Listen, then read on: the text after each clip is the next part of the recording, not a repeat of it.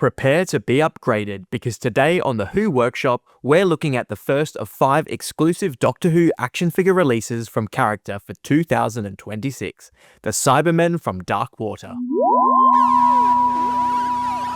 Now, I was a bit worried about trying to get hold of this set because I expected it to be sold out straight away, but I'm very pleased to report that it was an absolute breeze. No website crashes, no frantic race to buy before it was sold out, just in and out. So well done, character. The figures arrive in a plain shipper box with the Vortex Edition packaging inside, adorned with the colour assigned to the 12th Doctor. At first glance, it does make the box look a little faded, but that was a deliberate choice. Inside are 2 identical Cybermen figures, their additional arms, and the first part of the collect and build figure, the Yeti's head. The cardboard backdrop features 2 water tanks containing skeletons, recreating the interior of the 3W Institute from Dark Water. This iteration of the Cybermen has been requested by fans for years. At the time they appeared in the program, character had switched its attention to a 3.75-inch line, which meant that the range covering the end of the Matt Smith era and all of Peter Capaldi's time as a Doctor was a little bare. So it's great to finally see these realised at the 5-inch scale. Character's creative director Al Dewar has explained that although the company had CAD models from the 3.75-inch range, it wasn't simply a matter of scaling the model up. Instead, the Cybermen had to be completely re-sculpted, and they have certainly done it justice. The intricate details on the armour are brought out beautifully by a simple wash, details that, to be fair, I don't think I ever noticed on screen.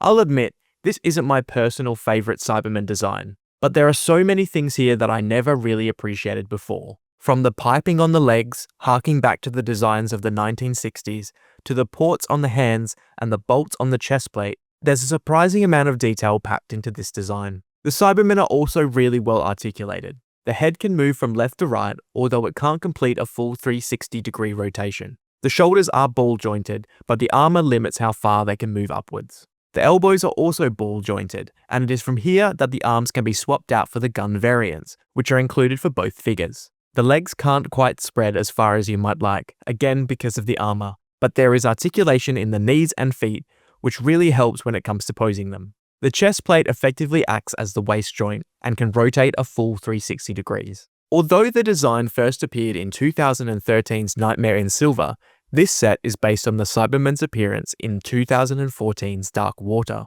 Following the unexpected death of Danny Pink, the TARDIS brings the Doctor and Clara to the 3W Institute, where they discover skeletons in watery graves. The Dark Water apparently dissolves everything except organic matter. When the tanks are activated by the mysterious Missy, they drain to reveal Cybermen. The bodies of the dead are being used for cyber conversion, while their minds are transferred to the Nethersphere, Time Lord technology being used to house neural patterns. The Cybermen emerge from St. Paul's Cathedral with the Doctor and Missy in tow.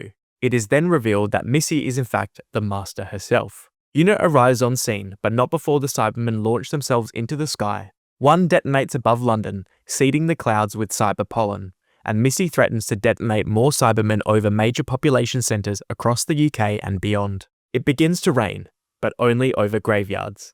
The water overflows gutters and sewers before making its way to a funeral home where the deceased body of Danny Pink is being held, converting him into a Cyberman. Soon, Cybermen begin climbing out of graves all over London. The 3W Institute was intended to provide the Cybermen with a more effective way of adding to their ranks, converting the dead. How can you defeat an army that can recruit the dead? Thankfully, these Cybermen haven't been fully linked to the Cyberiad, meaning they are still awaiting orders. Missy presents control of the Cybermen to the Doctor as a birthday present, but he relinquishes command to Danny Pink. Danny then sends himself and the other Cybermen to burn the clouds, with the dead saving the living. It's really cool to have these figures expand the 12th Doctor's shelf, as well as the history of the Cybermen releases so far. I think that now leaves only the versions from the Wheel in Space and Ascension of the Cybermen missing from the lineup. Finally, here is the official release alongside a static custom figure we painted, created by Doctor Who UK on Etsy a few years ago, back when it seemed unlikely that these Cybermen would ever see the light of day.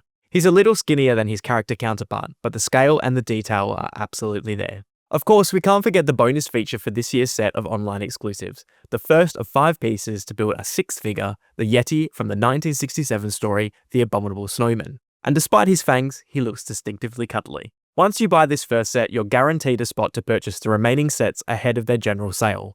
ensuring you don't miss out on completing the collect and build figure.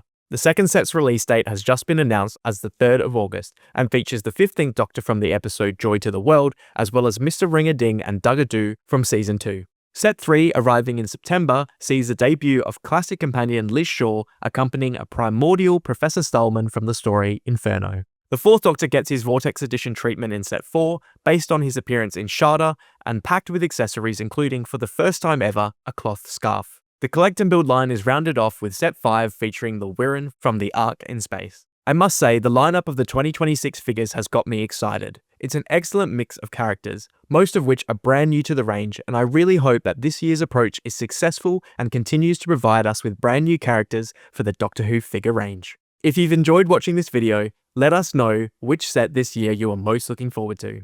Thanks for watching, and until next time.